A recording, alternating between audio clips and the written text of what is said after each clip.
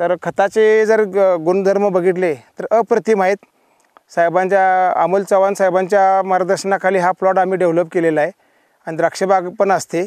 Capsicum पण ह्याच्या प्लॉटच्या पलीकडल्या साईडला कॅप्सिकम पण आहे. सध्या आज 43 डिग्री टेम्परेचर आहे, तरी पण फुलाची क्वालिटी आपण बघा. जे खताचे जे पिकाला उपलब्ध करून द्यायची जी त्याची जी ताकद आहे क्लायमेटनुसार, बाकीचा जर विचार केला तर क्वालिटी आणि क्वांटिटी त्या खतापासून मिळत आहे आपल्याला. साहेबांनी ज्याप्रमाणे मार्गदर्शन केलं त्याच्यामध्ये आम्ही नवीन आता सध्या आलेल्या ग्रेड 15-15, 30 आणि 17-10-27 ह्या पण ग्रेड एक 7-7 किलो प्रमाण सोडल्या, त्याचा पण रिझल्ट अप्रतिम आहे. त्यानंतर अमोनो के हे पण दिलेलं आहे, PBMO हे पण दिलेलं आहे.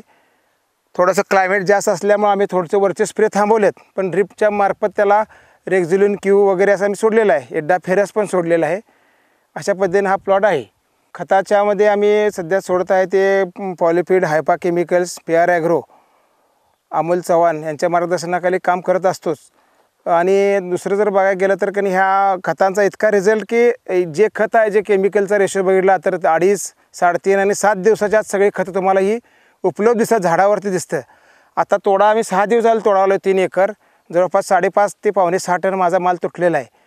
आणि मागच्या तोड्याच्या अगोदर मी खतं कारण काय भरपूर दिली होती. तोडा चालू झाल्यानंतर खतं देण्यात काय अर्थ नसतो.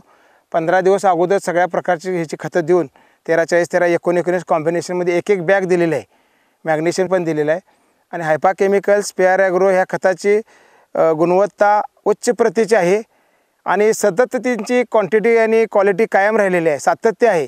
कोणत्याही प्रकारचं बोगस काय ह्यात काही नाही आहे. कंपनीचं काम पण अप्रतिम आहे. कंपनीचं जे आहे ते शेतकऱ्यांच्या भल्यासाठी सगळ्या गोष्टी आहेत. कोणत्याही प्रकारचा दिखाऊपणा नाही.